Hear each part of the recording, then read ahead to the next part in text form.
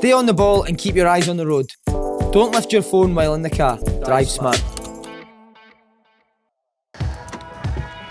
Check, what's happening, great mate? Man, Si, how are you? ya? Lovely to see you all been. You too, mate. A wee drive with my Uncle Charlie. Right, should I put the meter on? We're good to go. How are you, alright? We're fine, let's go. Smells gorgeous, this, by the way. Is that you, the motor? I think it's me, it's my lovely aftershave. What is it, dupe? Dupe, a historical aftershave. I had a bottle of that once. That was old Saturday night aftershave, wasn't it? Right, mate, we're at your Sick and Love St Mirren. Do you want to go out now? This is my true love. Oh, you know, last week I was at the opening game of the season. They get turned over with Inferno in the League Cup and Betfred Cup, but the Open was on. Why do we turn this music down? The Open was on. The cricket was on. The tennis was on at Wimbledon. And you know what, Simon?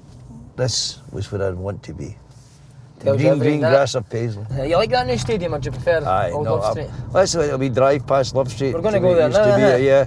Where it started. It's a wee toddle, yeah. Just before we start, what we're driving today? What's the motor? Some brief. Well, no, it's murder. It's no. See, Simon, I'm a car snob. I've always had badges. I've always had cars I couldn't afford. This is not my car. You can afford this easy. You can pay this easy. You can have. My car has a wee bubbling paintwork. My Jaguar has a bubbling paintwork, so this is a courtesy car that went me, and very nice it is too, but not my style. So you've got a Jaguar, huh?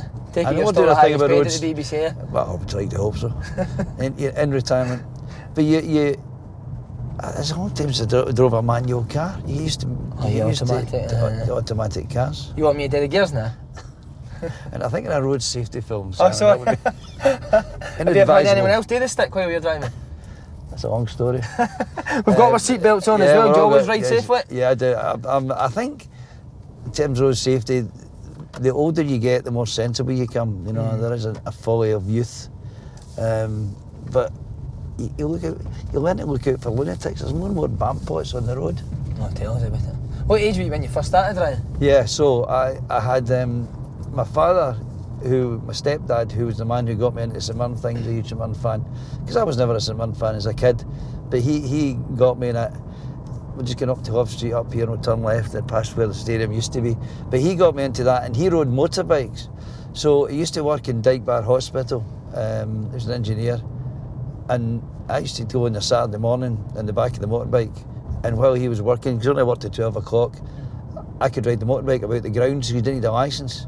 So when I turned 16, I passed my motorbike test like that, and he gave me his bike and bought himself a new bike, which was brilliant. So I had a motorbike when I was 16. The motorbike test wasn't quite so complicated then. All the lights have stopped here so we can get, see, that's where the ground is. Oh, is that where it was? That's where his houses are. And all the streets, and I was in a committee for the town council in Paisley, and all these streets are named after St Mirren legends in there. Right. Where obviously Tony Fitzpatrick and all the guys, you know, they named the streets after them. McGowan? I think I think that was a cul-de-sac. This is where the terrace this ended with just turnstiles, and my dad used to go in there before he got a season ticket holder, became a season ticket holder. So great memories of the place. Give us the Gaza story, because we never finished it. Aye, sorry. So Gaza played for Rangers. He comes up on the road in a plane with my son and Sally's mother, and Keith wasn't really into football, but Gaza sat beside them when Keith had a Game Boy or something, so Gaza wanted to play Keith's Game Boy. They got talking, something to get on the motorbike. Even Keith realised this guy's probably quite famous as a football player, and he said to him, "You might know my dad." And Gaza said, yeah. So they got talking, and Gaza said to him, "I get stuff from Harley Davidson. See that junction there, time away? See that stop? It doesn't say slow down, it says stop." And there's a whole joke with that. The police stopped the guy and said, "Why didn't you stop at that junction?" The boy says, "I slowed down." And the police said to him, "Look, if I start hitting you with my baton, do you want me to stop or slow down?" Well, remember that. So, so Keith, Gaza came to me at Ibrox one day. I was going in, and he said, "I met your lad, lovely lad."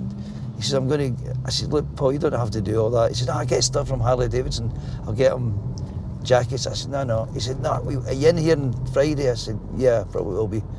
Anyway, came in, and sure enough, his old pal, Five Bellies, Jimmy, was had stuff, sent him out to the car, and he produced all this Harley Davidson leather jacket, jumpers, T-shirts, gave them all to Keith. Brilliant. Was Keith delighted, Oh, it was.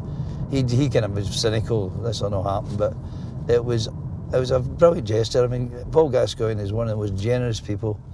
It's terrible what's happened to the fella, but he was one of the most generous people I ever met in his life, and in my life, and he brightened up Keith's life at that time. It was a great thing to do. Right. Were you any good, Chitty? At training, I was rolling the road at training. Was I any good, Simon? I've seen you play, son. You can't compare it to that, though. And I watch. I was all right. I think I was what was traditionally called in the tactical side of the game a shite bag.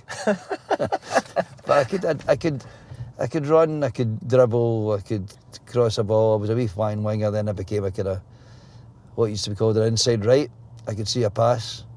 But when the game, I played for Aberdeen Motors, and we got the quarter final of the Scottish Amateur Cup, and we played Knockin Tibber down in Ayrshire. And Knockin Tibber beat us 4-0, and I'm convinced had we played that game at our home ground at Yoker, we'd have got on. Oh, and they'd Yoker's won rough, the cup. No, that was our place.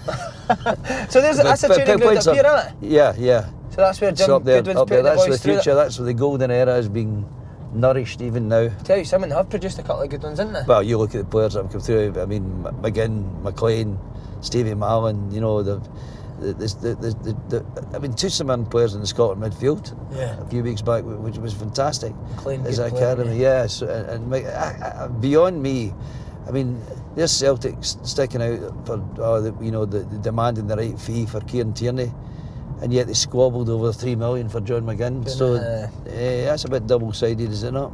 And the boy Lewis Morgan, he played on the night. Yeah, Morgan. Really well. Morgan was brilliant for St Mirren. You know, and he's still, and all these players at St Mirren, the fans, they do their shift for the club, and you get your chance to move on to the bigger money, and everybody understands that. And there's no one.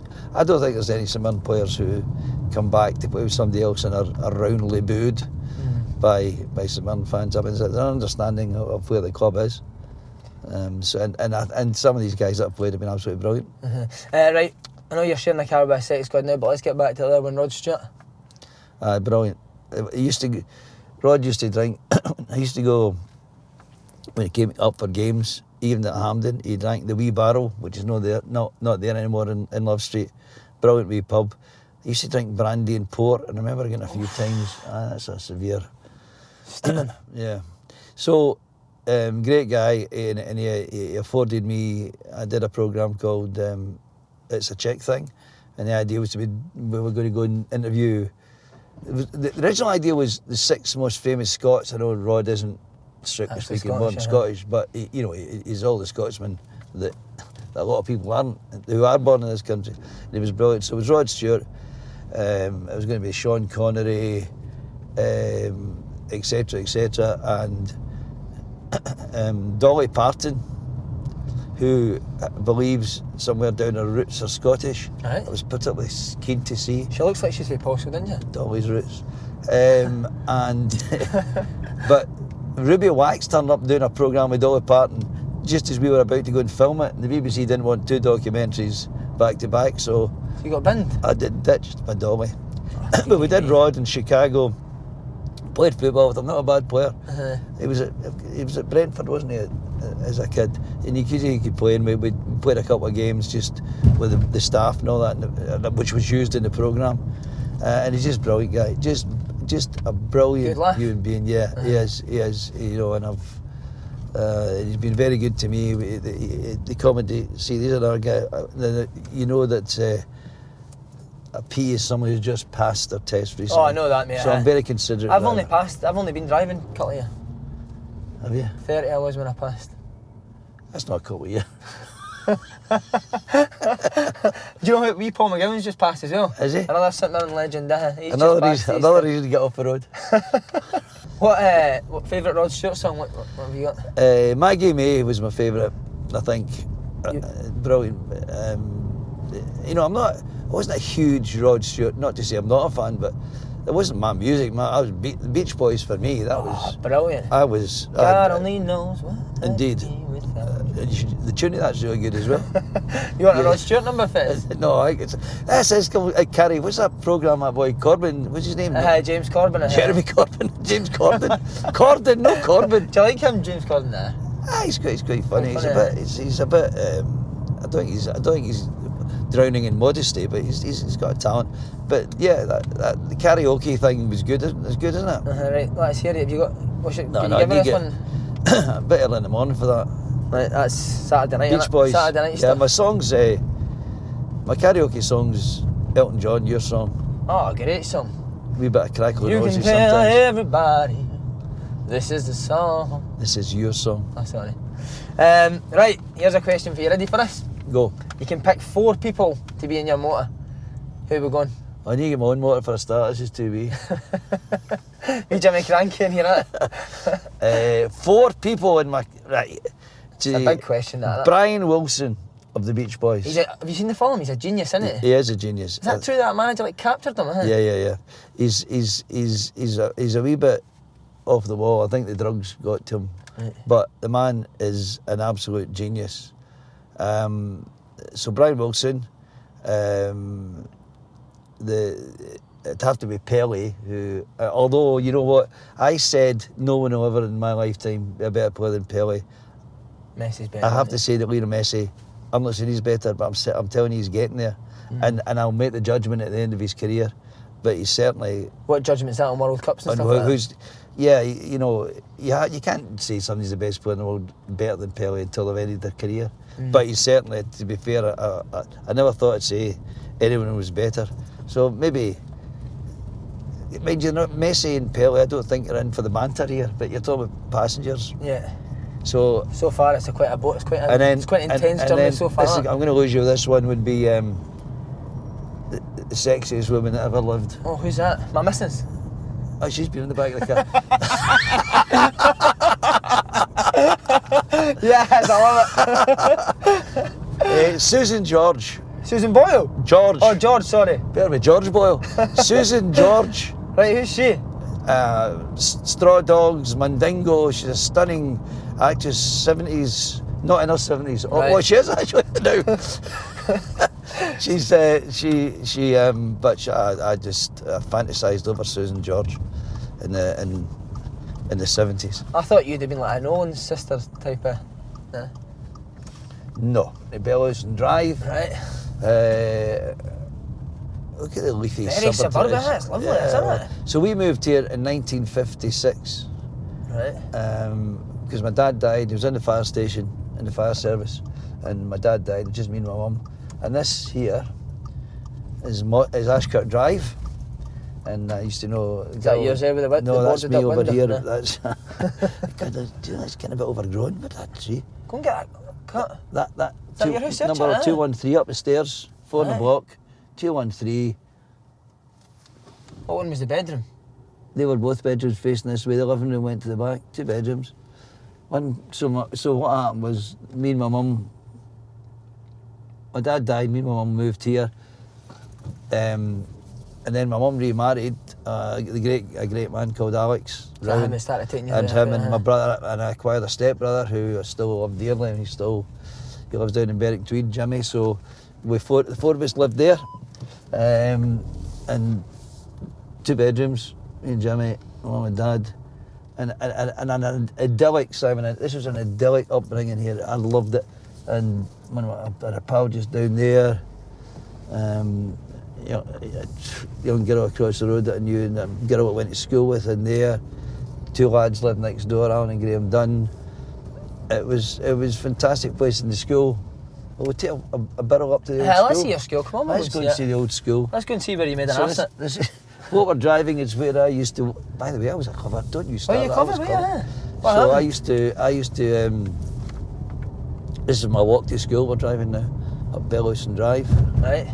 I used to think that's a really big hill. It's amazing when you're wee, but the next hill is very big. Up Balerno.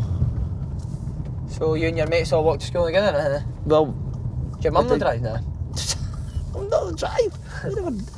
You never saw a car Did here. you know now?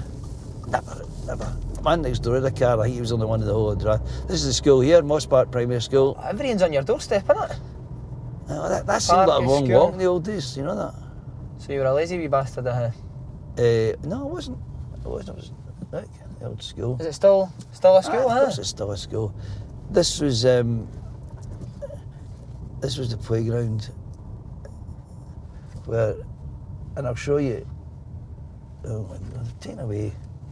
God, nothing remains the same. I only left there in 1963. There's the chick young statue. God's sake. You've seen me play then. Any other famous sons going on there? We used to play school here. We used to play football here. These buildings weren't in the playground. Oh, it's all changed. I know. See that? There's a thing there, Simon, with the two pillars. Right. That was the goal. So we used to play. That building wasn't there, so we used to play across there. And I was always. My hero was John White, who played for Spurs in Scotland, Right. legendary and said, right, killed by lightning in 1964. And I, when you're a kid, you used to always do a commentary when you're playing. John White was my hero, number 8 for Spurs in Scotland. And I always, when I played here in the charity team at Duke of Pumpers, and I always did the number 8 jersey out after John. John White. And I remember scoring a wonder goal in there.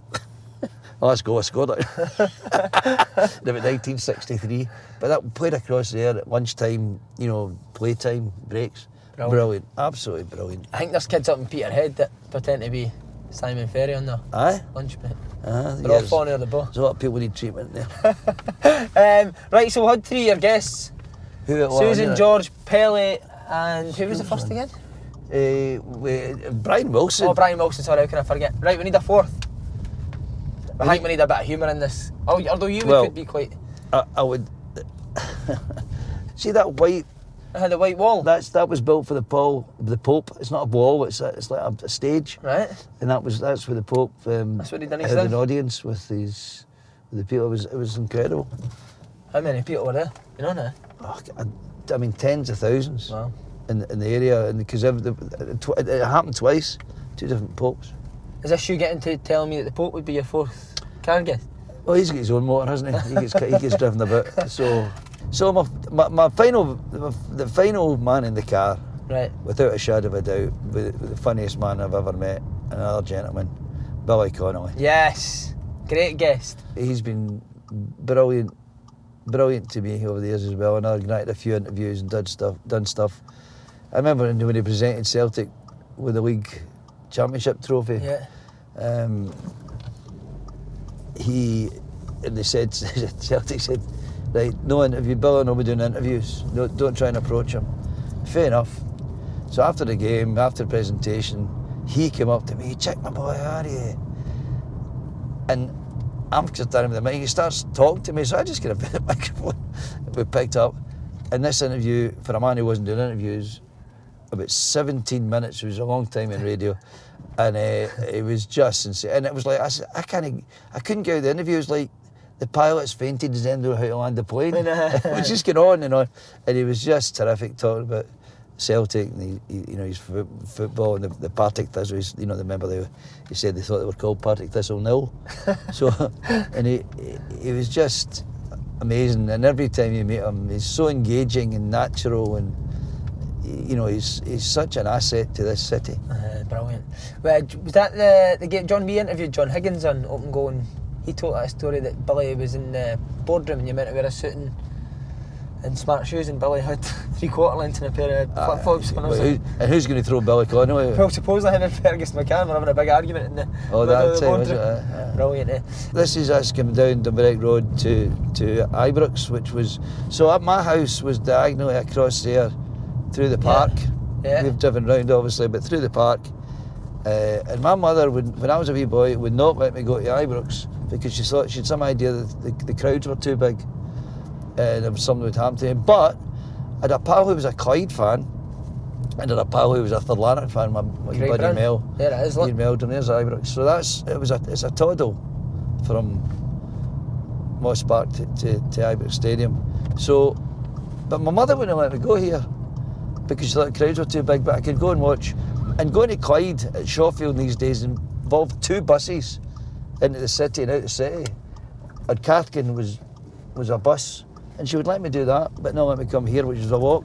Would you argue with it, or would you just accept No, I it? just something. We eventually used to come down. We just, the last, we used to call the last 20s. So you could come down. They opened the gates here, and you could get into the ground. And I can remember the first time. I always thought football was played black and white because I saw it seen in the telly at the time, and it was the colour of everything. But I should have been. I went to school, which I should take to school as well. Yeah, I changed my private school. My mother went to that school there, Right. Ibrox Primary. So I had every reason in the world. My brother's a big Rangers fan, the family, my school and all that. I don't know, but I think I was a stubborn. I became a Hearts fan as a kid, Simon, which was Did just. That was just ridiculous. You were thick at school. And I needed help. So down here in the government. But see, seeing that big crowd, obviously, in the massive stadium that is, we'll go from St Mirren to the massive stadium at Ibrox, it must have been some buzz as a young kid to live 5 minutes for there. Well, yeah, I mean,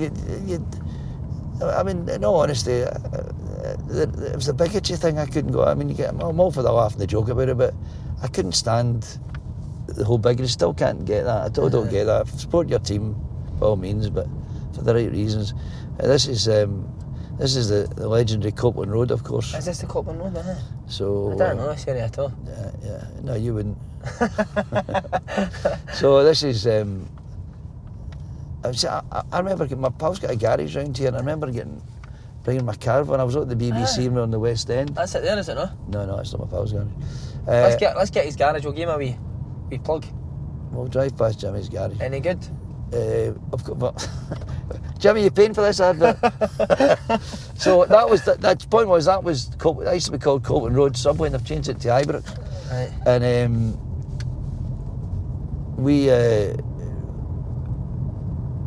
I remember coming over here, the subway from Hillhead, that was the quickest way, and a woman said, I said, a ticket please, and she said, oh, check, pleasure to have you in the subway.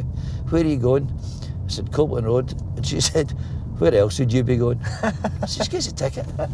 Modern day music, I want to ask you about. Who you into modern? Just, as you say, Scissor Sisters. I downloaded, see this is good, Lizzo, did I not? Well, before this journey's over, I'm going to. Obviously, I wouldn't download to play music While while I'm you're driving. Clearly, that went insane. So, it was called Juice. Right. Good song. Is it right? So you get wee gems every now and then. What about sort of Jerry Cinnamon? I'm not hungry, thanks. Bit early for that. Oh, you need to get on Jerry Cinnamon. It's Jerry with cinnamon. When you're driving, it's you get a proper bounce. Not the bounce you're used to, but no, Jerry Cinnamon, young Scotty. Well, no, young, he's older, but good. Lewis Capaldi, nah? Well, I know. No. Nah, no. I know who he is. At least I know who he is. Transmit was just on. Do you not got that, nah? No. I've got a bit. I'm going to see Cara Emerald Who's next that? week. Very good. What, classic? No. See, I thought that was young person's music. Nah, not for me, mate. I've got a bit of Capaldi in my locker. Yeah. This is when my voice is at its best, Eddie. I wish that I was good enough. If only I could wake you up. My love, my love, my love, my love. Oh no, the lights have gone to that's radio. good, isn't it? The lights have gone to radio. More time to sing.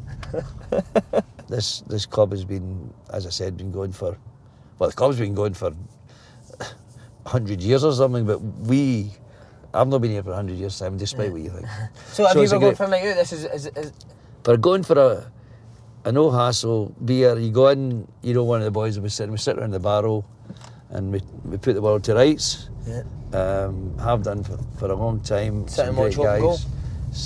Never miss it. Never miss it. Oh, look at this. So this is Castle Golf Club. That's not my golf club. My golf club is Pollock, Right. which is over the other side of this estate. But this is Castle Queen's Park Rugby Football Club. This is posh, isn't it? It's not posh. No? No. Right. Because they won the league. It's not posh. They won the league a few years ago, won the lower divisions. And there's your stretching group that you've missed today to come here. The running group that you've missed. They were doing a stretch. See, there's Ches.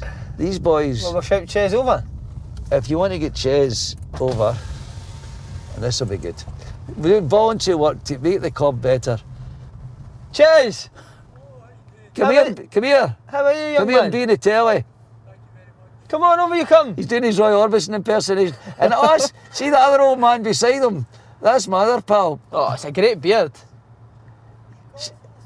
I've just been talking about you in the telly. Come here. Come on in you come, lads. Come on, we'll meet you. You've got your We can, best see, gear we can on. see them on the GoPro. See, what happened, Simon, is we're actually shooting a new episode of The Last of the Summer Wine here. How is he in the club? How's Chick in the club? Noisy. Is he? But tell him I never in my life played rugby. Yeah, I must be honest, that's true. I don't even think you've played in the How come you went to, we're just discussing this, how come you went to the dark side and not stopped playing football and started playing rugby? Oh, is this I him, had a right? neck injury and... You got a neck injury so you took up rugby? And drinking. I couldn't heady the football at training. Why did we notice the difference in that? Well, that was it. Just when the ball ballooned the back of the net, that was when Oh, it's in there. I'm not sure Charlie how to do that. You think he'd be any good at rugby? Yeah, I can No, tell. no, No then. not even then. It's nice to meet Okay. you. All the best. See you boys, see you later on. Cheers boys. Road safety. Right, And I've spoken to you before about it. I know how important it is. Obviously, your son Keith was yeah. involved in an accident. Well, you know, Keith, for those who don't know, my son was killed in a motorcycle accident when he was 20, which is coming up for 20 years ago. It'll be 19 years ago in January. Anyway, he was a victim of somebody who made basically a bad mistake. A guy did a U-turn. He was dropping the fellow was dropping his kids for the school bus in the road between Bishopton and Langbank, and the school bus came, and he did a U-turn, I think, well, without looking. Keith was the pillion passenger on his own motorbike. His pal was at the handlebars, and they hit the guy, turned in front of them, they hit him, and Keith was killed. So I know the price of bad driving, and the guy, from a personal point of view, I understand. We all make mistakes, and I understand that. Just personally, he never has got in touch with me, never apologised or anything like that. He went to court. But I understand that people make mistakes, and I clearly, and I didn't ride my motorbike for 2 years, but I could hear Keith saying to me, get on the bike again. Yeah. Get again. Because it wasn't the bike that killed him, it was a car. So obviously you got less protection on a motorbike, and I think that gives you a sense of, you know, how vulnerable you are when you're riding my bike and, you know, I come down this motorway. And there are a lot of idiots out there, and a lot of people who make honest mistakes. And I see people driving, and I thought, have you any idea of the price you have to pay, or someone has to pay, if you make a mistake? And if you went through what I've gone through, what Sally, his mother's gone through, and his friends, you know, you just wouldn't drive that way again. And you know, I was reckless, but I drove a different manner when I was younger. And I've had, over the years I've had a couple of speeding tickets, but nothing ridiculous. And I just think that proves you make mistakes, but you just got to be aware. I think if you drive and you assume that everybody in the road is going to make a mistake any minute now, you maybe drive more carefully. And it was obviously it was a ridiculously hard lesson to learn. See, when you see people like on their phones and you realise, you know, the damage that you can do. Yeah, it takes, an accident, a death can happen in a second. Yeah. You know, you look away and you see people, I just go, and some of the people, I was driving along St Andrews Drive in Glasgow, and this guy, we were about 200, 300 yards maybe from the traffic lights. This guy came flying back somewhere, but he wasn't in view. He suddenly was. He came up, overtook me, the wrong side of the road, came in, dived in front, went into inside lane. God only knows what speed he was doing. I actually took a photograph when he sat in the lights. I got my camera, I took a photograph of him. Did you, right? And I got the car, the registration number. I thought, I'm going to do something about this. He then turned right in the left-hand lane. And then we got along the road to the next set of lights, and I was behind him. You know, what is it? What is the rush? What's he trying to achieve? What do you think he's going to achieve? So if you had a wee message for people, what would it be? Just to take your time and... You know, yeah, it's better to get there 2 minutes late than not get there at all. You know, and it only takes a second to make a mistake.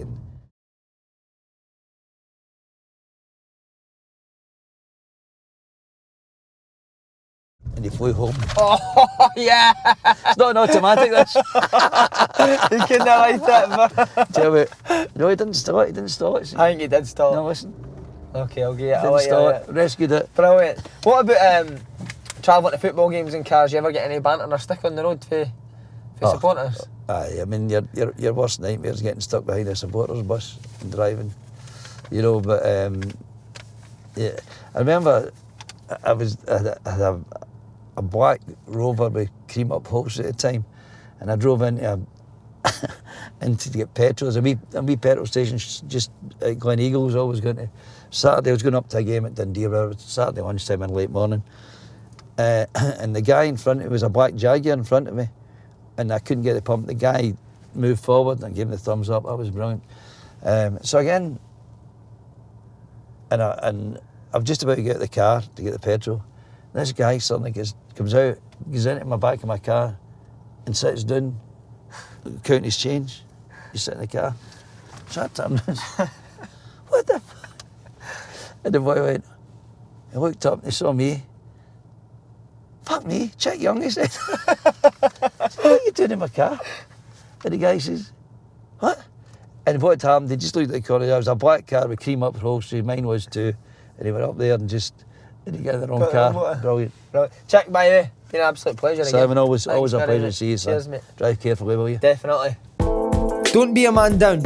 Leave your phone on the subs bench while driving. Drive smart.